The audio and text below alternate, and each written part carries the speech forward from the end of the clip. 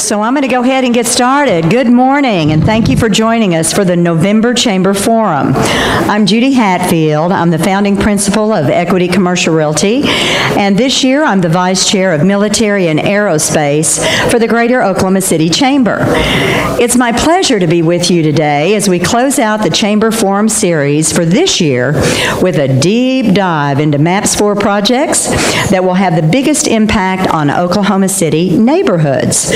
Specifically, proposed investments in transit, parks, sidewalks, trails, bike lanes, and wait, there's more, and you're going to hear about it. Before we start our discussion, I would like to recognize our signature sponsor, Cox Business. Please help me welcome Shamal Metawadich, sales manager with Cox Business.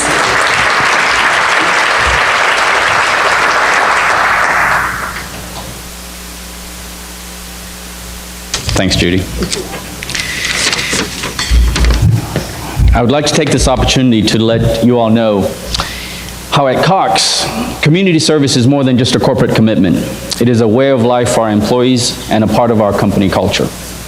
Our founder, James Cox, believed in the value of building and investing in the communities we serve, and more than 100 years later, that culture still thrives throughout our organization. We love the position we hold as a contributing member where we live, our business, our employees, and our customers, the place we call home. This membership, along with our concerned interest, compels us to provide support to organizations and strengthen the social, economic, and educational infrastructure of our communities. I'm thankful to be part of a company that embraces this type of culture. I'm also thankful or proud to be part of a city that is consistently thriving to have better parks, youth centers, senior wellness centers, mental health facilities, animal shelters, and many more improvements that are focused on improving the quality of life in Oklahoma City. So I'm really excited to hear the panel today. Welcome everybody, and thank you.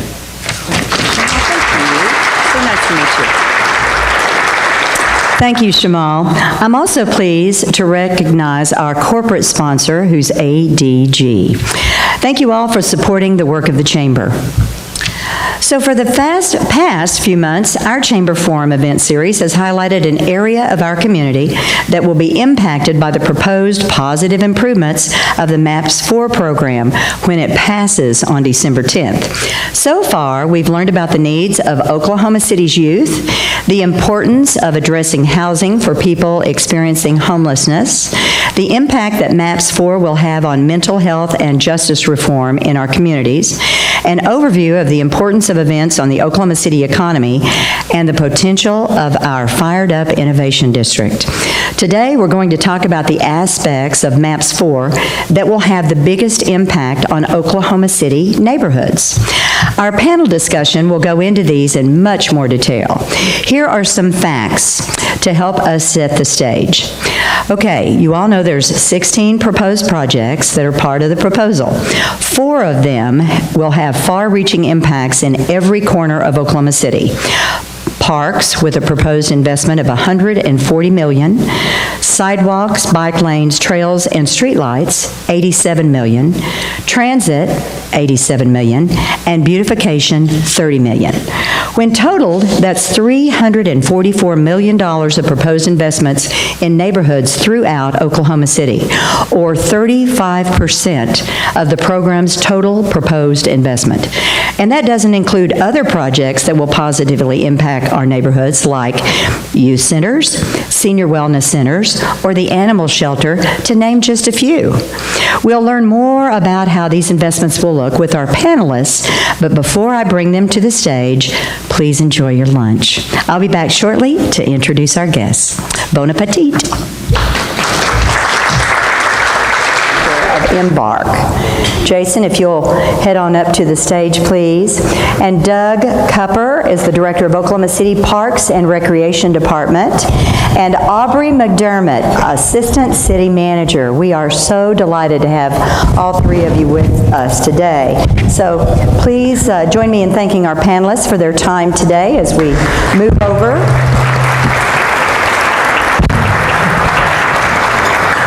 So I'm going to have some questions to ask them.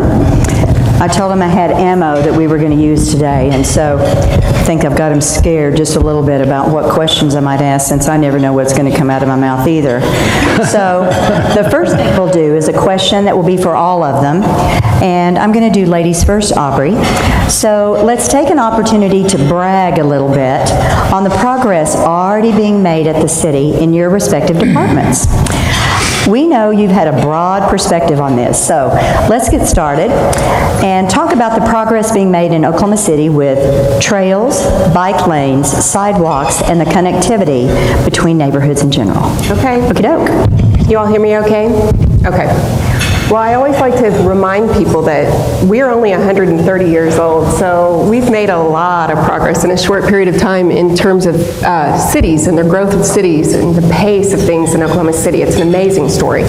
But I've worked for the city of Oklahoma City for the past 20 years this January, 19 of which was in the planning department in Oklahoma City. And if you guys have been here for the past 20 years, you know that 20 years ago, we couldn't really walk anywhere outside of our neighborhoods. We couldn't bike. We didn't have a fully built trail system. So I am really, really proud of how we've developed, and the history of our city has kind of set out that pattern in that, you know, when in the 1890s and 1900s, sidewalks were a must. People had to build them as part of their development. So the downtown core and the neighborhoods surrounding downtown all have sidewalks, which are now crumbling, but that was a given. And then as automobiles started kind of becoming the dominant form of transportation, sidewalks really weren't necessary, and so we have this ring, I call it the donut, around downtown, which really doesn't have any sidewalks, and then the city thought, you know, maybe we should require that. So our suburban neighborhoods then started being required to build sidewalks. So we have this disconnected system, and the city at one point decided we really need to start investing in that ourselves. We can't ask developers to go back and after the fact start connecting people to each other. So I would say in the last 10 or so years, we've seen the city put some significant dollars into that. We've used every source of funding that we can possibly include. We've used our bond funding, we've used previous MAPS programs to focus on trails and sidewalks. We've pursued grants. I've got cheat sheets up here because the numbers are so impressive. I think one of the most impressive things I want to say is that we have 90 plus miles of trails currently developed in Oklahoma City. For a city of our size, having a trail system that's a loop around this large area is something that other cities just don't get to do and utilize. So we have a lot of things to brag about. We've come a long way, yet we have a long way to go, a lot more to fill in. And we're really working hard to try to connect neighborhoods and people to the places that they need to go. Thank you, Aubrey. Okay, Jason, what about progress being made in public transit improvement? Not that we don't get to see it every day, so we want to hear about it. Yeah, so we have been really working hard over the last 4 to 5 years on improving our transit system overall. And of course, as you mentioned, Judy, I mean, you look downtown, you can't miss a streetcar, and that's the visual representation, I think, of how far we've come in transit in such a short period of time. But you know, it really is more than just a streetcar. I mean, if you think about what we've been able to do with our transit system over the last 4 to 5 years, we have increased the frequency on all of our existing transit routes. We've added night service, we've added Sunday service, we've added real-time arrival information to our routes. We have Wi-Fi, free Wi-Fi on all of our buses. And something we don't talk about a lot is the condition of our fleet and the vehicles we use to provide the service. At one time, we had 38% of our fleet past its useful life. So that's like when normally you would trade in your car and get rid of it because it's past its useful life. Well, we had 38% of our vehicles, we were still using those to provide service. And so I'm pleased to report that today, 100% of our fleet is within its useful life. We have no outdated equipment in that regard. So we made a lot of progress there. Another exciting thing is the federal build grant that the city was awarded to construct rapid transit to the northwest part of Oklahoma City, connecting downtown, Classen Boulevard, and the Northwest Expressway. We're currently in design on that project right now, and look forward to launching that in 2023. We've done some small things too. You know, we've expanded our bike share program to allow for dockless bikes. You know, that's kind of a new trend in the bike share community. And then just recently, I think a week ago, we added FlixBus, an intercity bus service to the Santa Fe Depot. And then, you know, kind of saving the biggest project for last, that's the Oklahoma City streetcar. Again, we launched that back in December. Couldn't be more pleased with the way the communities embraced that. Our ridership, I'm pleased to report, because a lot of times we're graded on our ridership. We've just recently surpassed over 400,000 passenger trips on our streetcar system, and again, we haven't been open a year yet. So we're very, very pleased with the way that's going, and we thank everyone in this room for the support on that project in particular. Well, and Jason, we appreciate all your special efforts. You've got to be on overwhelm right now, to say the least. And someone else that's probably on overwhelm is going to be Doug. Tell us a little bit more about the improvements being made in the Oklahoma City parks. I told you earlier, I love Scissortail. Who doesn't love Scissortail Park? Isn't it the best? Okay, it's all yours, Doug. I appreciate that. Can you hear me way down there? I appreciate it. A lot of friends in the audience, a lot of people that have participated in the improvements of the Parks and Recreation system. Dynamic period of time to be living in Oklahoma. Scissortail, you know, what cities can actually move an interstate to create downtown space and then not use that downtown space for commercial enterprises, sorry. That's okay. But to create a 70-acre park. Now that just goes to show you that quality of life is an important factor of the city now. History-wise, kind of like Jason was talking about his fleet, the Parks and Recreation Department went back-to-back in the 70s and 80s without passing a general obligation bond. The city would have 10 or 11 voting propositions. Parks and Recreation lost 20 years of growth in the 70s and the 80s. So seeing the dynamics of what MAPS has accomplished, now have, instead of 5,000 acres of mowable river bottom, you have a Parks and Rec asset. Who knew that we would be recreating on the North Canadian River 30 years ago, let alone 20 years ago. Scissortail, you also have all of the advancements in Regatta Park with the Boathouse Foundation bringing new sports to this economy. Again, from a Parks and Recreation perspective, being able to find those opportunities to give new recreational opportunities to our community, that's what my job has been about for the 40 years that I've been in Parks and Recreation. As it relates to current circumstances, because of those 20 years, we didn't have sports complexes. In the last 5.5 years, we've added quality sports opportunities at Stars and Stripes Park on the north side. We have brought Wheeler back.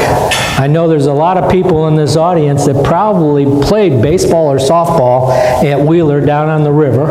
I'm talking about Wheeler Park, not the development. So we've brought softball back, baseball back to the downtown core at Wheeler Park. We built the Wendell Wisenhunt Sports Complex adjacent to Woodson Park on the interstate on the south side. So now we have premier facilities for our inner city kids to be able to participate in quality sports fields rather than, for lack of a better term, goat farms. So I think that the amount of recreational opportunities have grown in the last 20 years, and it's going to grow even more exponentially as we go further into the near future. So again, I appreciate you being here. Greatest gig I've ever had. I was telling the table, been at it 42 years. I've worked in 8 other states and municipalities. Oklahoma City gets it from the voters voting for GEO propositions and the MAPS programs, but you also have elected officials that listen to the citizens when they speak. And coming from Wichita, Kansas, where politicians knew everything and didn't listen to the citizens, this is the best job I've ever had. So thank you for allowing me to be here. Well, that's what we're talking about. And so, now that we've given you all the information about rainbows and lollipops, let's talk about the flip side, because we don't ever want to be accused of resting on our laurels. We always want to be looking at what do we need to do to be better. So, let's start with Jason on this one. Let's examine the flip side. What are some areas where you feel Oklahoma City might be lagging behind cities of a similar size? And is there anything particularly that you feel like we need to focus on improving? Well, you know, despite the improvements we've made to the public transit system, the fact is we are still dramatically underfunded in the areas of public transit. You know, when we look at being competitive with other cities and what other cities have to offer in terms of transit systems. As you know, we do not have a dedicated funding source locally to support operations, so it's always a challenge for us to grow our service and respond to needs. When we look at the state level, I think, you know, it's about a $1.46 per capita that the state spends for public transportation.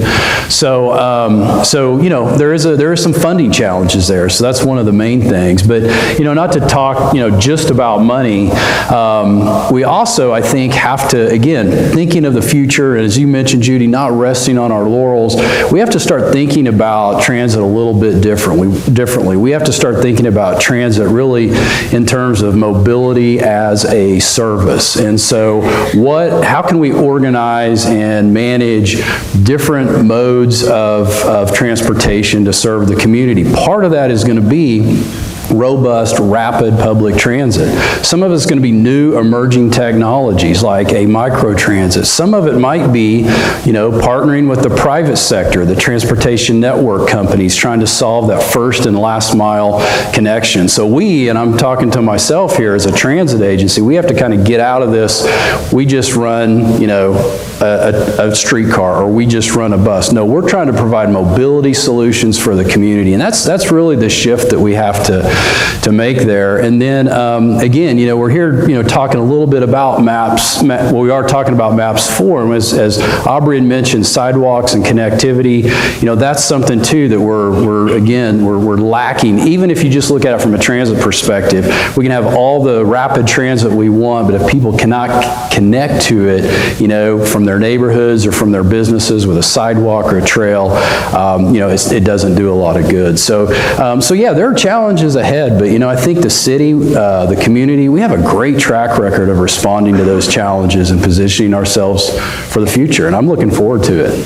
Sounds great. Doug, let's go. Oh, Aubrey's ready. She's ready to rip. To tap Here we onto go. that because Jason said a lot of the things that I would have said, but he said it so well. He's the transit director, so he gets to say that. But I even as a planner in training, going around the country learning about systems that work for cities and that don't, I have this perspective about Oklahoma City being unique in the fact that we are very challenged with our basic taxation structure in the state. And I think that's because, well, we have become more creative, more resilient, tougher. We solve problems, we figure things out, we do things for ourselves, and our MAPS program is the envy of a lot of cities around the country. And I feel like what you were saying about the taxation structure is one of the things that keeps us from progressing as a community because, you know, we can only do a bond issue every 10 years. We can only do a MAPS program at the will of the people every 10 years. So we have to plan for all of the needs across the system. And when you think about everybody's needs, and what brings us all together, it's getting people to work, to goods and services, to education, to their neighborhoods. So the multimodal transportation system is the biggest challenge Oklahoma City has because we are so large. We have low population density spread very far out. The funding source is not there to concentrate a multimodal system the way that other cities have. And when we look at cities, you asked about comparable cities, not a lot of comparable cities out there to Oklahoma City when you talk about size. And we just got back from Houston, the Chamber's inner-city visit to Houston. It's the largest city, independent city. It's only 5 or 6 square miles larger than Oklahoma City. And they're struggling too. So I think we're doing pretty well in that we're trying to provide sidewalks across 621 square miles. But I think in terms of reaching the most people and working on a big challenge, connecting people to each other and giving them options for transportation would be one of the best investments we could make. That sounds great. So Doug, you want to kind of add some additional thoughts on that? Well, you know, the connectivity, as Jason pointed out and as Aubrey pointed out, it's my job to look at my neighborhood resources and see what's the best way to get residents to our neighborhood assets, whether it's a sports complex or a community center or a swimming pool or whatever the case may be. We have, as Aubrey pointed out, we have over 90 miles of multi-use trails. And because we didn't do a good job of building sidewalks, those multi-use trails, and some of them were paid with transportation dollars, are being used by the residents as their sidewalks. They are getting their exercises on that. So that adds a dynamics of making sure that we are thinking about that uses as well as actual bicyclists. And it makes no sense for us to build those mass transit bicycle facilities if people still have to load their bicycles onto their cars to drive to get to one of those trailheads, to then ride their bicycle either to a bus stop that can load it on the bus or ride it downtown. So connectivity out into the neighborhoods, how we utilize MAPS as sidewalk monies to backstop the improvements of neighborhood parks so that people can actually get to those neighborhood parks and use those facilities or get from their neighborhood centers to those multi-use trails. So that's the exciting side of the equation as it relates to how we are going to improve all of the parks through MAPS 4. Those are the dynamics that are going to be involved in that process of thinking going forward.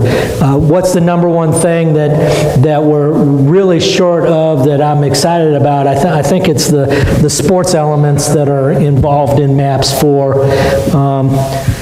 Our residents have to go elsewhere to play in a soccer tournament. They're going to Frisco, Texas. They're going to Olathe, Kansas, or Kansas City, Kansas. They're using our interstate right through our city, but we don't have the assets here for them to stop and spend their money here. But worse, our residents have to spend their money going elsewhere. And that's compounded if you think about the inner city kids that play sports. Their families can't afford to take them to Frisco. They can't afford to take them to Kansas. So being able to provide those type of resources right here in Oklahoma City so that our kids, all of our kids, can participate in world-class sporting events so that they can be discovered by college recruiters and possibly improve their lives by going to college. That's the biggest intriguing thing. Well, it can't be the biggest thing because the youth centers blow my mind too, but again, it goes back to what our residents need first and foremost, and then what can be the economic impact to the larger community from creating those opportunities. So that's where I'm coming from. Doug, thank you so much. You know, it's so fun to see the passion of our panelists and how interrelated everything is to each other. And it's so obvious to see how each of you are taking what someone else said and going, oh yeah, and here's how that impacts what I do. And it's not about, you know, any kind of a silo, which we've seen happen in other cities. We can't ever let that happen. We've all got to pay attention to how what we do impacts everybody else. And it's obvious that you guys have really given that some thought. So thank you for bringing that to my attention. Okay, so Aubrey, we're going to take part of this deep dive into the proposed improvements to sidewalks, bike lanes, trails, and street. I feel like I'm saying trains and planes and automobiles are largely influenced by the city's Bike Walk OKC plan. So that was the city's first master plan for cyclists and pedestrians, for you that may not be familiar with that.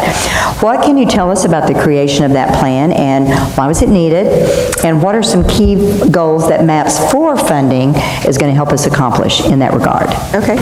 Well, if you all haven't seen the city's bike ped plan, it's a pretty lengthy document. It's full of really interesting information if you're a data geek like me. I read it at night just for pleasure. Like, I read it a million times. I love it. But the bike walk plan was a plan that was done after we did our citywide comprehensive plan in 2015. That plan called for several plans that the city had never created before: a historic preservation plan, arts and culture plan, pedestrian bicycle master plan. We had 4 different places that we had done planning work for sidewalks and trails and bicycles separately, and we did work in downtown. We needed one master plan that brought all of that together and helped us guide future investments. And like I said before, when we have these sporadic opportunities to fund things every 10 years or so, and you know you're not going to build it overnight, you really need to get a long-term strategy and you need to have an implementation plan. So this plan breaks down infrastructure in Oklahoma City, what we call active transportation infrastructure, into a sidewalks chapter, there's a bike chapter, and a trails chapter. And we used this plan before it was even adopted. We had enough information from all of our public outreach meetings and all of our data analysis to be able to suggest projects that were really needed by our community that were funded in the 2017 bond issue. The plan was adopted in 2018, and ever since we've been using that plan for guiding things like our Better Streets, Safer City program, which is the 2017 bond issue plus the temporary sales tax. It was adopted, and that temporary sales tax is really focusing on building sidewalk, trail, bicycle infrastructure, and streetscapes. So Bike Walk OKC is the guiding document for those types of prioritization decisions that are made by an oversight board and city council ultimately. We intend to reference Bike Walk OKC, and in MAPS 4, there's a very, very detailed resolution of intent that was adopted by city council that names the plan as being a guiding document. And one of the specific things I think some of our council members are excited about is that when Bike Walk OKC tried to strategize how to eat the elephant, and the elephant being, we have $1.5 billion of sidewalk needs in Oklahoma City. How in the world are we going to prioritize where those sidewalks go? Well, Bike Walk did some extensive analyses and focused on 10 areas in Oklahoma City that we're calling pedestrian priority areas, where we can have the biggest bang for our buck, and we can really get some truly walkable places in Oklahoma City that can connect to larger places. So the MAPS 4 resolution of intent focuses on prioritizing pedestrian priority areas, putting sidewalks around schools and parks, and to transit. So I think that it was very beneficial that we did the plan at the time that we did, because it's able to influence some of these priorities, and we're not scrambling around, trying to figure out what the voice of our community is telling us. We've done a lot of that work, and we are ready to go. We are ready to fund it. I'm going to tell you Vote what, for it. doing an eye roll when she talks about that's what she likes to read at night for pleasure, I got to tell you, we should be saying thank you. I mean, because that is really impressive, that it means so much to her, not only for her, but for her family and our community. That's a big deal. Thank you, Aubrey. I really appreciate you saying that. My pleasure. Okay, so a little applause on that. Okay, she set the bar pretty high, so here we go. Jason, you're up. Oh. I'm sorry, Doug's pointing I was at you. afraid you were I'm going to just say that, saying. Judy. You kind of alluded to this a little bit in your previous answer, but tell us a little bit about the future MAP funds, since you're spending them right now, and let's tell about a little bit about how the funds will be used to improve our existing transit infrastructure, and more importantly, why that's needed. You alluded to that a little bit in your previous question, but if you'll dive into it a little deeper maybe. Okay. Well, maybe start with, why is it needed? Why should we, consider MAPS 4 and an additional investment in transit? And I do go back to, I think, what I mentioned earlier. One is competition, right? We want to be competitive with other cities for all the reasons that everybody's aware of in this room, but we want to be the type of city that people want to come to. And transit is becoming more and more of an issue and a deciding factor for the workforce. So competitive, we want to be competitive. Also we want to kind of seize the momentum that we're seeing for public transit in our community. I believe we have more interest in seeing improvements in public transit that we've seen in past years, probably actually past decades. And the reason why I say past decades is because, I mentioned Sunday transit service earlier. We launched Sunday transit service in January of this calendar year, and we had not had transit service, fixed route transit service in our community for over 40 years, right? So there just wasn't that interest in the past, and now we have it. So we need to seize that opportunity. And then, I think the last part of that is because it's strategic. And the reason I say that is that it's strategic is because, we do a lot of planning within our organization, transit planning specifically. And, we can reference various transit plans, but namely a plan we did back in 2005 that looked at what transit for our region should look like in the year 2030, right? And it was like a 2030 systems plan.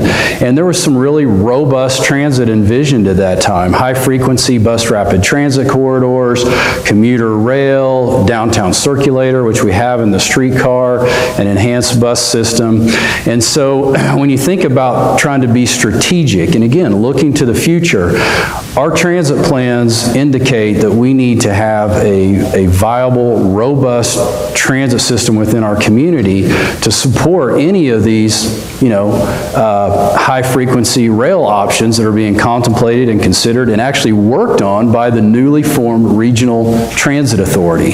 So, we feel like as a city, as a transit provider, we are in lockstep with the RTA in trying to make sure that we make the investments now in our existing transit system to improve it to a level that will serve what will hopefully be considerable future investment in additional modes, specifically rail, connecting Edmond and Norman, Midwest City, Del City, more of those 6 cities that are participating in that RTA. So that is why MAPS 4 is really, our transit proposal is all about improving our existing transit system. And so how will we do that? Well, if MAPS 4 is proposed, we will look at adding advanced transit options such as bus rapid transit, some micro transit options, park and ride facilities where people can actually, if they choose, can drive their vehicle to a secured, well-lit, access-controlled parking facility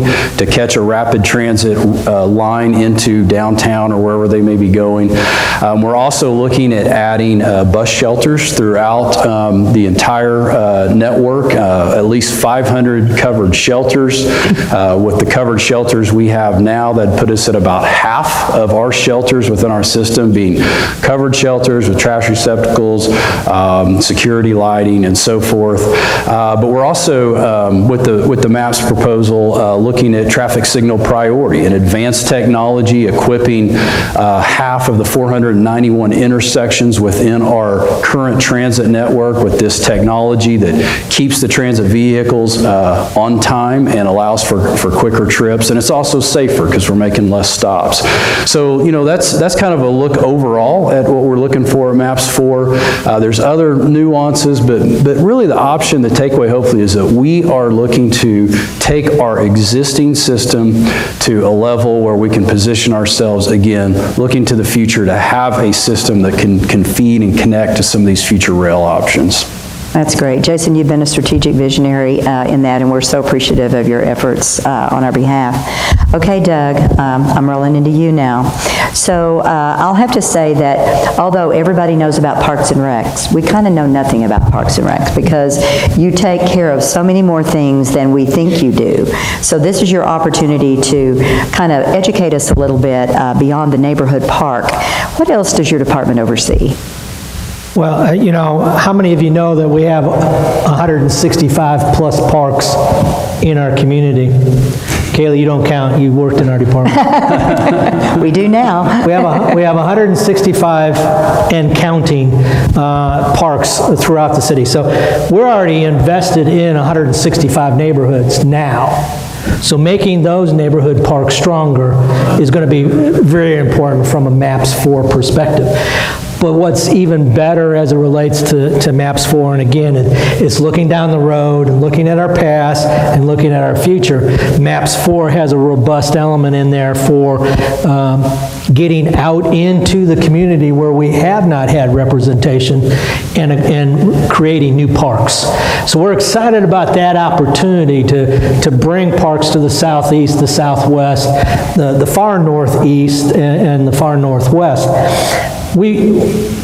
My job over the history of my career is to be that person that gets to know the major developers in their community. In Wichita, I was able to develop that relationship and acquired 600 new acres of parklands for free. Now, I don't expect to get everything for free, but because of the importance of quality of life and parks for those developers in that area, they put up 600 acres. Way back in my career in Odessa, Texas, when the oil bust came, I had a landowner give 200 acres to the city of Odessa for a new botanical garden and golf course.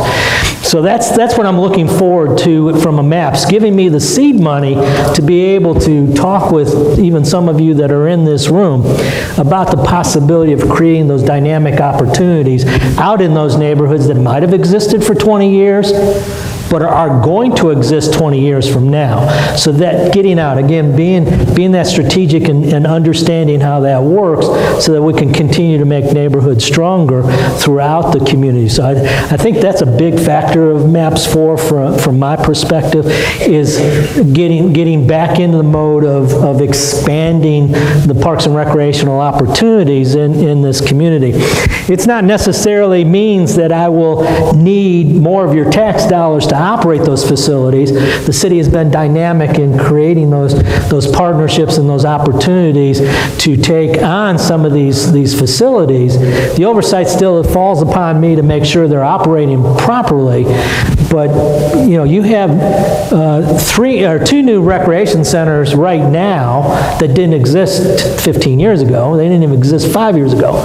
They operate today, but none of my general fund dollars is going into the operation of those rec centers. You know them as MAPS 3 senior health and wellness facilities.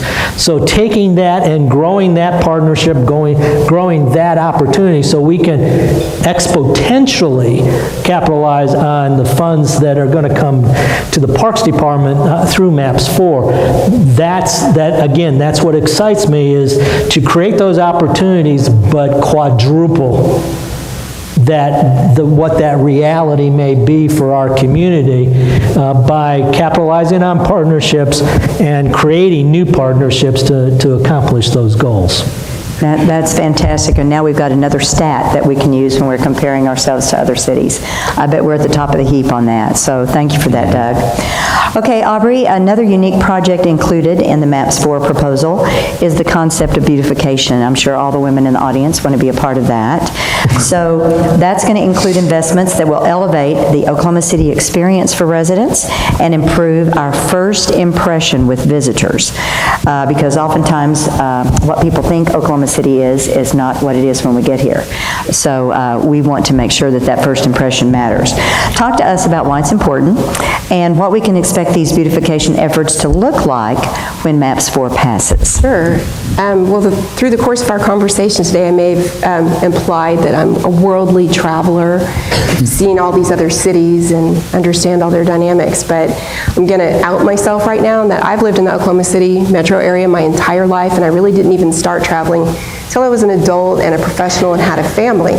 So these other places on vacation and you experience this natural beauty and these wonderful buildings and architecture, and you think that's just what people do. They visit those other places, but this place is my home.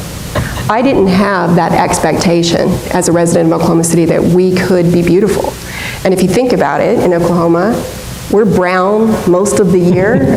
We're flat. People call our trees shrubs. They call our rivers streams. They call our mountains hills.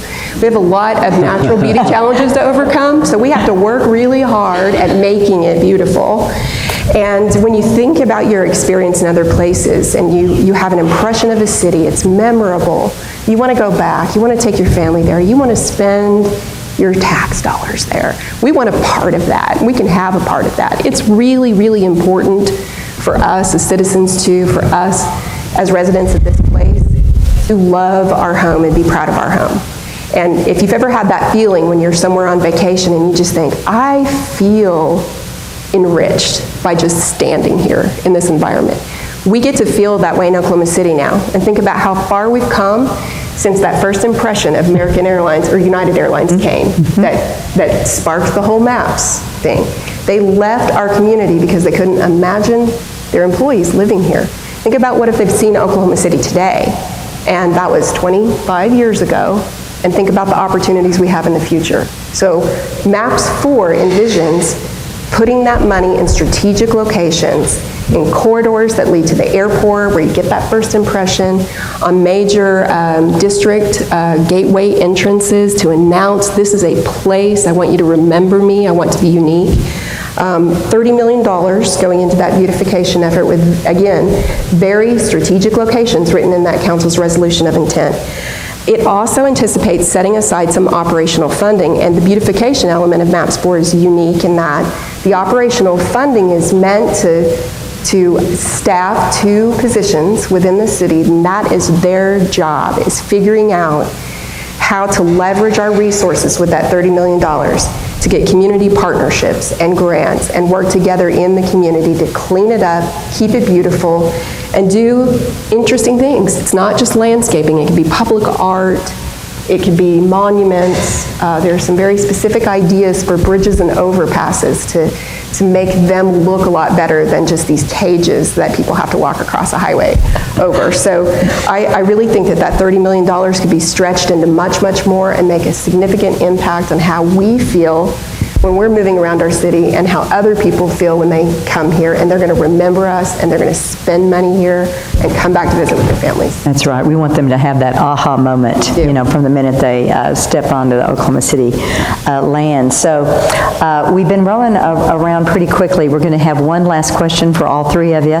Then we're going to open it up to Q&A because I'm hoping that you guys are as fired up as I am now. I mean, I'm like ready to go do something. I want to vote today, you know, so, and I think I can actually. Anyway, the question for all, for our closing question, now I want each of you all to play fortune teller. Which MAPS proposed project that we have discussed today do you foresee having the largest impact on Oklahoma City overall, and why? There may be a little bit of feeling that strategically you know about this and that's your part, but I want you to be wide open to the vision of the future. Which one is going to impact us the most and why? And Doug, you get to start first because you haven't gotten to start first. You're up. Well, you know, I appreciate being able to go first because, you know, Parks and Rec makes it happen. So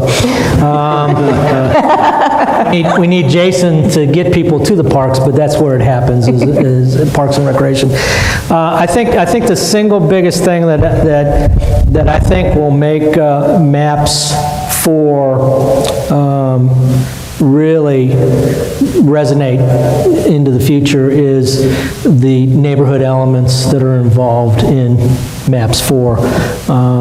Being able to invest in neighborhood parks and create new opportunities in those neighborhood parks, let alone new parks, is going to be important.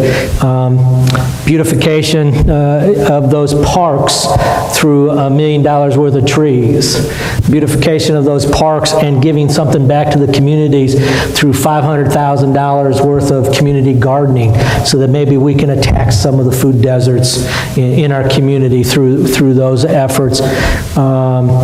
The dynamics of the elements that are in MAPS 4 that will add additional sidewalks to bring people to the park so they can use those facilities and create the opportunity of that safe place to congregate and meet your neighbors and get to know your neighbors. So a strong neighborhood means a strong city, and I think we will make our city even the next level of greatness that we can obtain through MAPS 4 by making our neighborhoods stronger, by making sure that we strategically invest in those.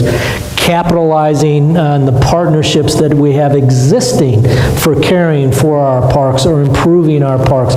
The neighborhoods that have already adopted parks, bringing that to a next level. The community groups, like the group that's sitting in front of me, the Oklahoma City Community Foundation, and the efforts they've already put into the park systems from a beautification perspective, and the fact that they have invested $1 million in trees, and we see that reality along the river corridor. So I think the elements that are going to improve the neighborhoods will take us to the next level of a great city, and that investment will transcend at least another generation for our community. Thank you, Doug. Let's do maybe 1 minute, Jason, and 1 minute to Aubrey, and then we'll open it up for Q&A.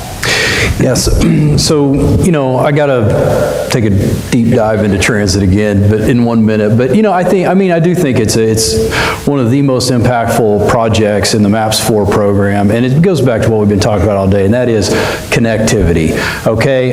With an expanded, more robust transit system, we're able to provide that service to the parks. We know there's already consideration of, youth centers, and how can those be located on bus routes. We think about connecting all the other projects, even though we know transit, for example, is an economic driver. 45% of our customers use the service to get to work. We also know we have valuable partnership with agencies such as the Homeless Alliance, such as, the Family Justice Centers, those kinds of organizations where we're a vital part of what their mission is too. So I really see transit as kind of being one of those overarching, connecting all the dots, not only within the MAPS 4 program, but the MAPS 3 projects as well. Look at the downtown streetcar and what all the connectivity it provides. So That sounds great. Okay, Aubrey, you get to wrap it up. Okay, I'm going to wrap it up, but I really don't like this question because it's like you're asking me to pick from my favorite children. But they're all your favorite. Hi, Alden. And I also kind of feel like these department heads who are passionate about their work have to say they're going to be the most impactful project, and now that I'm an assistant city manager over multiple departments, I have to give the PC response, which is these work together. And people are taking notes, just want you to, yeah. Okay, for the record, but you had mentioned just a minute ago that it really feels like these independent projects, though, have such a tie to each other.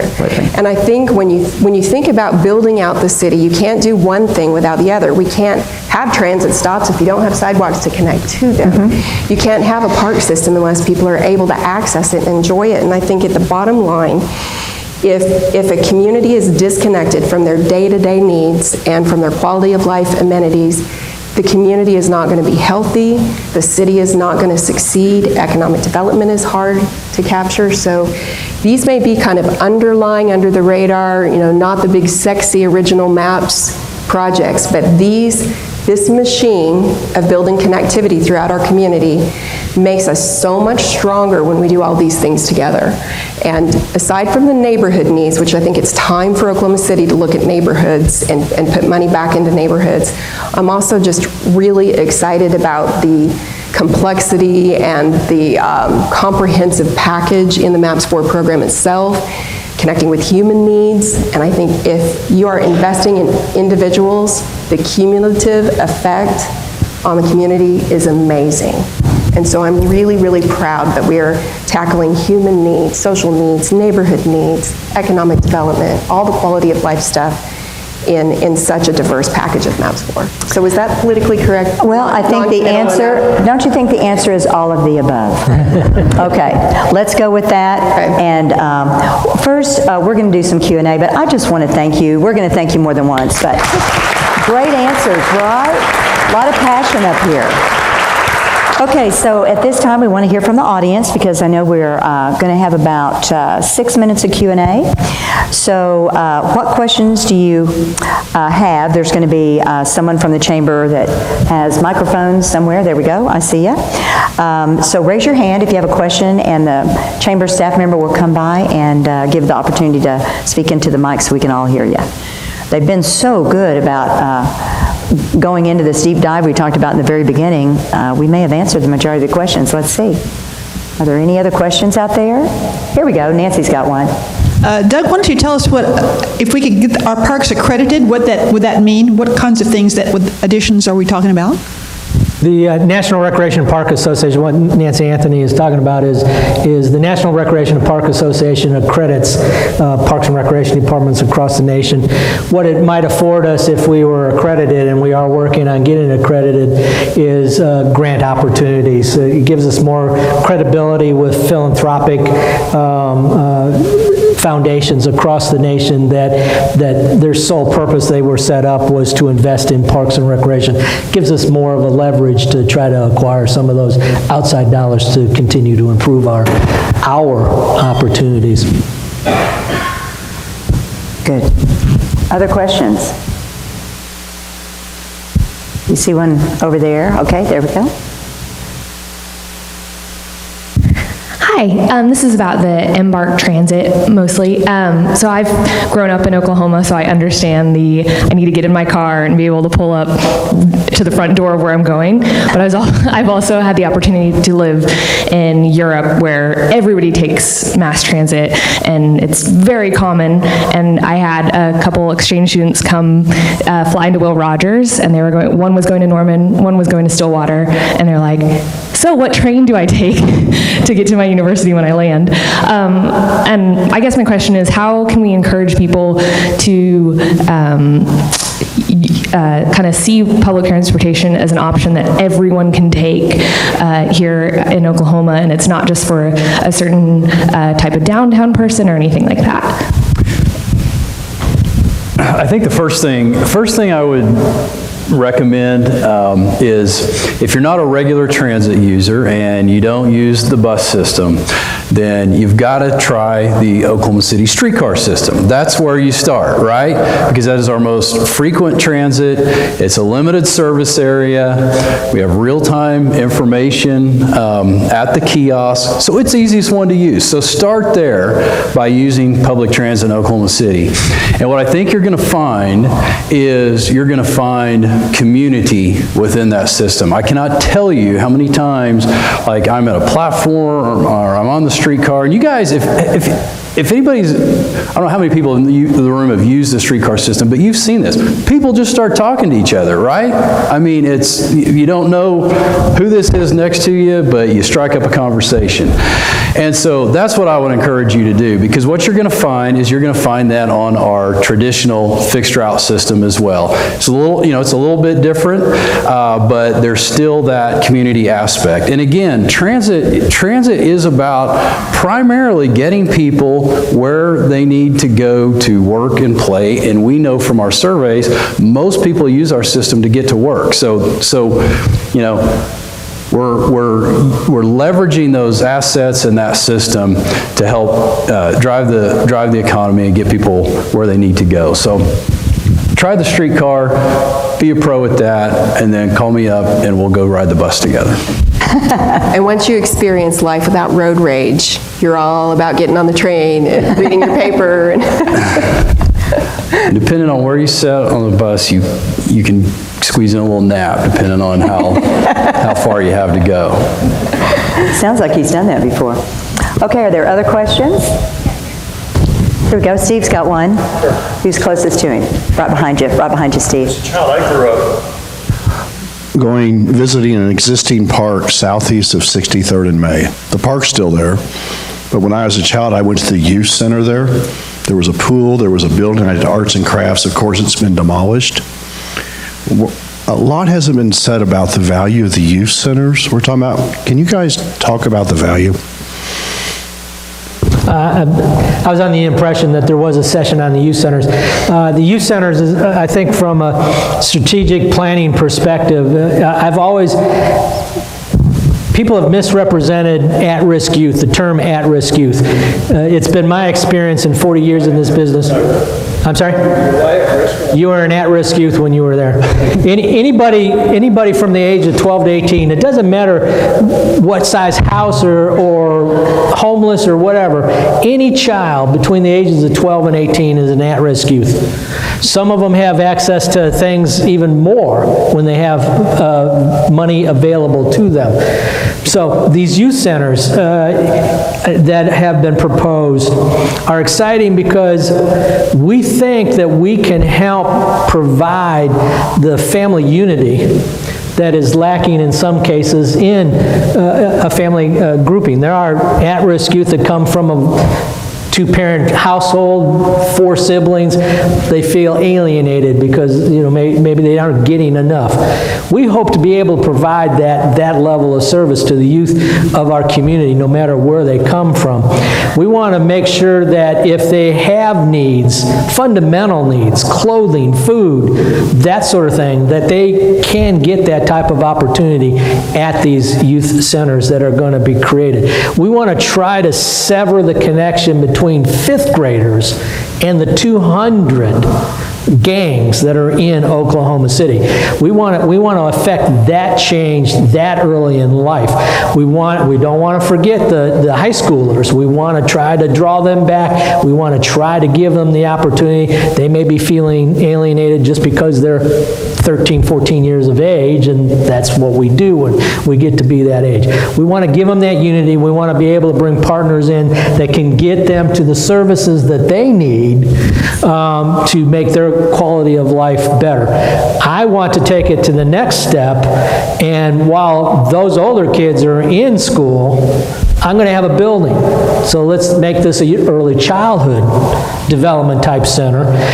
Maybe there's single parents in those neighborhoods that need that little extra support or mentoring, and if we can get that toddler in that system, come into that facility knowing it's safe, then we should be able to sever the connection to the gang activities, or sever that type of lifestyle that may have been generations up to that point. So that's where I'm coming from as it relates to the youth centers and bringing those opportunities back into neighborhoods to bring them back from the brink. And if I might, just one last word, think about it. $1,000 for a rec center staff person, keeping a youth from going down the prison route where it costs us $100,000 to incarcerate that person. I think it's a pretty good investment to do these youth centers. Doug, thank you for that answer. Steve, that was a great question, because once again, it ties everything together, and that's what we're really trying to do. Aubrey, you were really good about bringing that out, about how it's all tied together.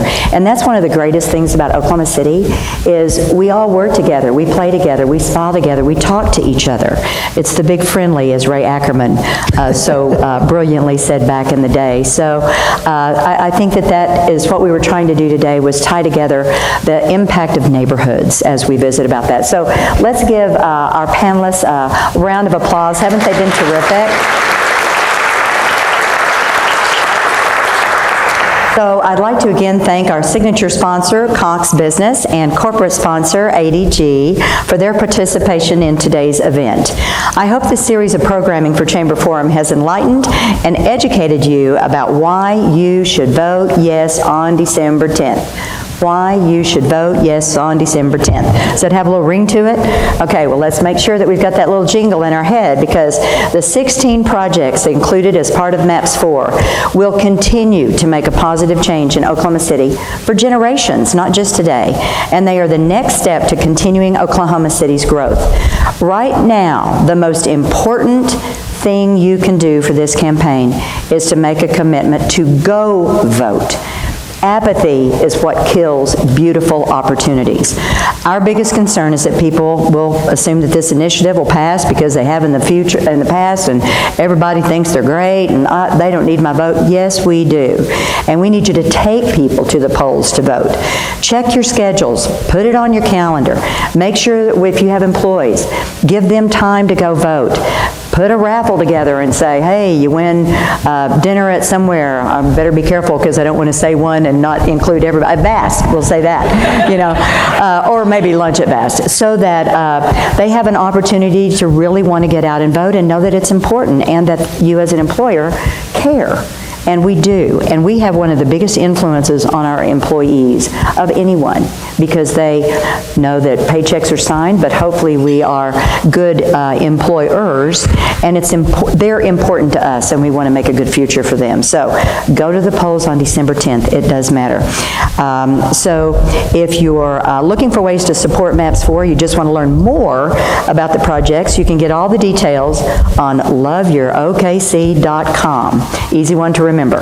So I can't say it often enough. Be sure and vote. So while we're concluding the Chamber Forum series for 2019, it's never too early to start planning for 2020. Now, you can purchase a full season ticket package for all 10 Chamber scheduled forums for next year at a discounted rate of $300. Email OKC, it's email, how about this? Email register at okcchamber.com. They write the whole thing out, and so I've got it in my brain as this little @ sign. Okay, trying to help me say it correctly, and then I garbage it. Take advantage of this deal before our next Chamber Forum, which is January 15th, so it's right around the corner. We give you a little bit of time off for the holidays, and then we're back at it again because we want you to be informed. So, we hope all of you enjoy your Thanksgiving and holiday season. It's such a special time to build memories with our family and friends. Thank you for being here today. We are adjourned.